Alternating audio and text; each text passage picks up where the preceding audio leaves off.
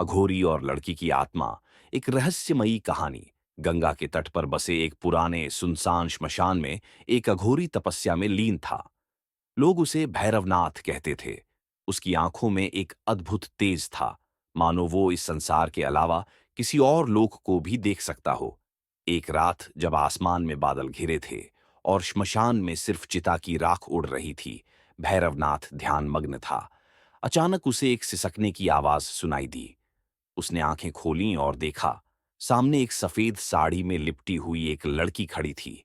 उसके लंबे बाल हवा में उड़ रहे थे, आंखों से आंसू गिर रहे थे और उसके पैर जमीन से थोड़े ऊपर थे। कौन हो तुम?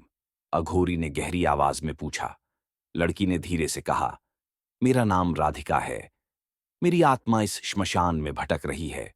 अघोरी ने त्रिशूल को जमीन में गाड़ा और भस्म से एक चक्र बनाया। उसने आंखें बंद कर लीं और अपनी सिद्धियों से लड़की की कहानी जानने की कोशिश की। अचानक भैरवनाथ के मन में एक दृश्य प्रकट हुआ। एक हवेली जिसमें राधिका अपने माता पिता के साथ रहती थी।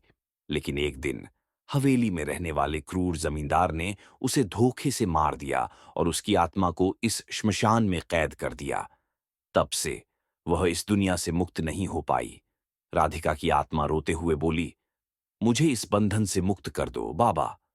भैरवनाथ ने कुछ देर सोचा और फिर कहा, तेरी मुक्ति आसान नहीं बच्ची। तुझे बांधने वाले उस जमींदार की आत्मा भी इस लोक में भटक रही है।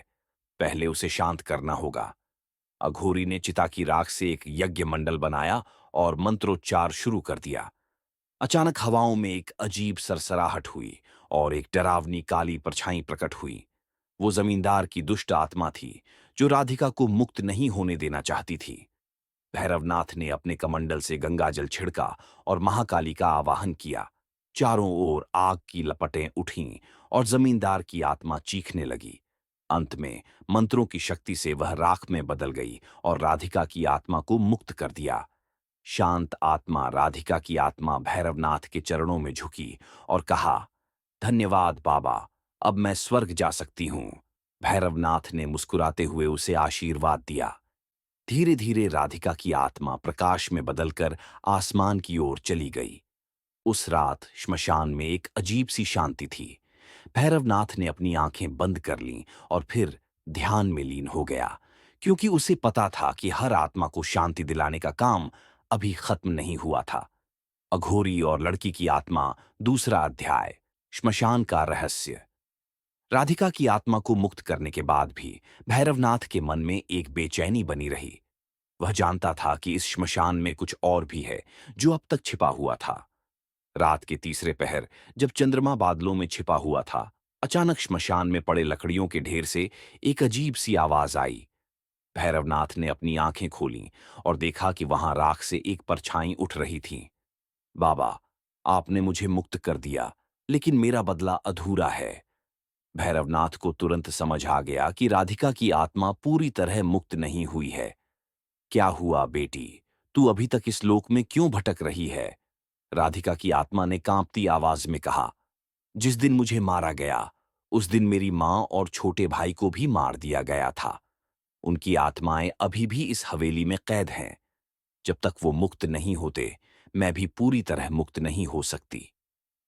भैरवनाथ समझ चुका था कि यह सिर्फ एक साधारण आत्मा की मुक्ति की बात नहीं, बल्कि एक पूरी कहानी थी जो अतीत के अंधेरे में दबी हुई थी। जमींदार की हवेली में प्रवेश। भैरवनाथ अपने कमंडल और त्रिशूल को लेकर श्मशान से निकला और उस हवेली की ओर बढ़ा जहां कभी राधिका का परिवार रहता था। हवेली खंडहर में बदल चुकी थी। टूटी हुई खिड़कियां, दीवारों पर जाले और हवा में एक अजीब सा सन्नाटा था। जैसे ही भैरवनाथ ने हवेली के अंदर कदम रखा, दरवाजे खुद ब खुद बंद हो गए। अचानक चारों ओर हलचल शुरू हो गई। फर्श पर खून के धब्बे उभरने लगे और हवा में किसी के रोने की आवाज सुनाई दी। भैरवनाथ ने मंत्रों का जाप शुरू किया और अपनी सिद्धियों से हवेली की असली स्थिति को देखने की कोशिश की। और तभी मृत आत्माओं का हमला। भैरवनाथ ने देखा कि हवेली के अंदर कई आत्माएं कैद थीं। राधिका की मां, भाई और कई अन्य निर्दोष लोग जिन्हें उस क्रूर जमींदार ने अपने जीवन काल में मारा था। लेकिन उनके साथ कुछ और भी था। एक भयानक छाया जिसकी लाल चमकती आंखें थीं और जो हवेली के अंधेरे कोनों में छिपी हुई थीं। भैरवनाथ समझ गया कि यह जमींदार की असली शक्ति थी। बाबा, यह कालदंड है। इसने हमारी आत्माओं को जकड़ रखा है। इसे हराए बिना हम मुक्त नहीं हो सकते। राधिका की मां की आत्मा ने कराहते हुए कहा। भैरवनाथ ने अपने गले में बंधी हड्डियों की माला को पकड़ा और महाकाल का आह्वान किया। एयूएम नमः शिवाय। अचानक हवेली के अंदर तेज आंधी चलने लगी। चारों ओर जलती हुई मशालें प्रकट हुईं और भैरवनाथ ने त्रिशूल से कालदंड पर वार किया। कालदंड ने चीखते हुए एक काले धुएं का गुब्बार छोड़ा, लेकिन अघोरी ने तुरंत गंगाजल छिड़ककर उसे शांत कर दिया। फिर एक गहरे मंत्र का उच्चारण किया। एयूएम ह्रीं क्लीं काल भैरवाय नमः। और अचानक हवेली की दीवारें कांप उठीं।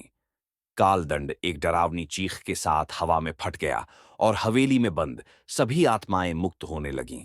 राधिका, उसकी मां और भाई की आत्माएं धीरे धीरे प्रकाश में बदलकर आकाश की ओर बढ़ने लगीं। अंतिम विदाई राधिका ने मुस्कुराते हुए कहा, धन्यवाद बाबा, आपने हमें न्याय दिलाया। अब हम स्वर्ग जा सकते हैं। भैरवनाथ ने सिर झुकाकर उन्हें विदा दी। हवेली अब पूरी तरह से शांत थी, जैसे कोई शाप हमेशा के लिए मिट गया हो। भैरवनाथ ने त्रिशूल उठाया और वापस श्मशान की ओर चल पड़ा, क्योंकि उसे पता था कि यह अंत नहीं था।